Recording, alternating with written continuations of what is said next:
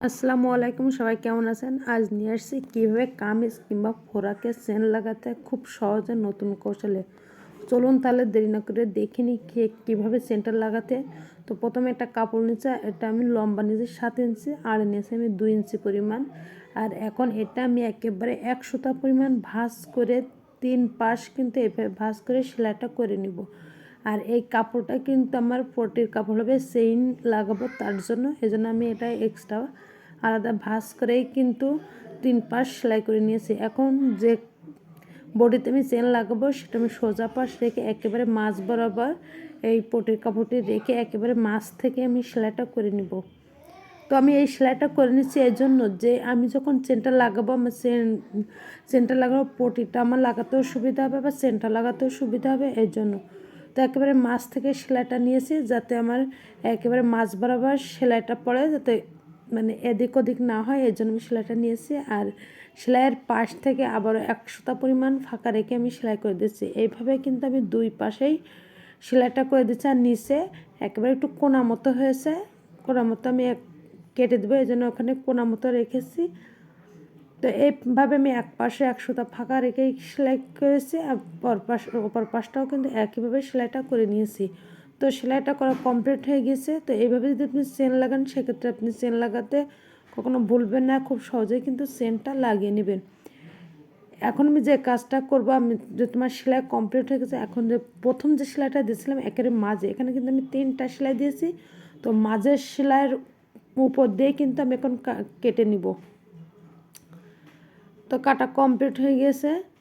এখন আমি এই পটিটা উল্টে নেব, যেহেতু আমি সোজা পাশেই কিন্তু এখন পটিটি আমি কিন্তু উল্টে নিয়েছি। তো আমার সোজা পাশে পটি দিয়েছিলাম, এখন উল্টে আমি উল্টো পাশে নিয়েছি। তো এইভাবে কিন্তু একেবারে সহজ, যারা নতুন আছেন তাদেরকে বা ছোটো বাচ্চাদের কিন্তু ফ্রক মানে অনেক সময় চেন দিতে হয়, অনেক সময় বোতাম দিতে হয়। তো আপনি যখন চেনটা দিবেন তখন কিন্তু এইভাবে যদি চেনটা দেন, সেক্ষেত্রে কিন্তু চেন দিতে আপনার খুবই সুবিধা হবে, আবার চেনটা পেতেও থাকবে, দেখতেও ভালো লাগবে।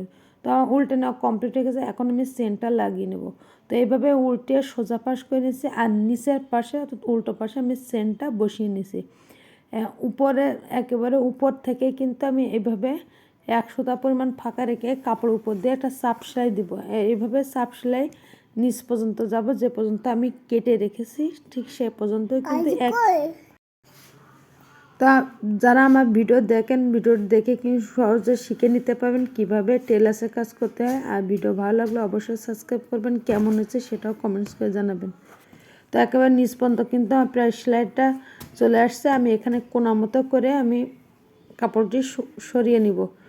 তো আমি এভাবে ঘুরিয়ে নিয়েছি, নিয়ে আমি এ পাশেও কিন্তু একইভাবে সেলাইটা করে উপরের দিকে উঠবো। প্রথমে উপর থেকে নিচে সেলাই পর্যন্ত করেছি, তারপর আমি কোনাটা ঘুরিয়ে দিয়েছি, দিয়ে আমি আবারও উপরের দিকে উঠবো। নিচে কিন্তু 2টা কোনা মতো সেলাই হবে। তো ভিডিও ভালো লাগলে অবশ্যই সাবস্ক্রাইব করবেন, কেমন হচ্ছে সেটা কমেন্টস করে জানাবেন। আর আমার ভিডিওগুলো আপনারা প্রথম থেকে শেষ পর্যন্ত দেখবেন, তাহলে খুব সহজে কীভাবে চেন লাগাতে হয় খুব শিখে যাবেন।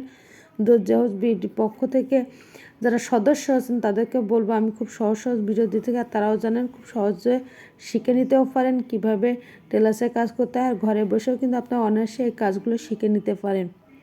বাসা বাড়ির পোশাকগুলো কিন্তু আপনার খুব সহজে বাসাতে বানিয়ে পরতে পারেন। তো সবাই ভালো থাকবেন।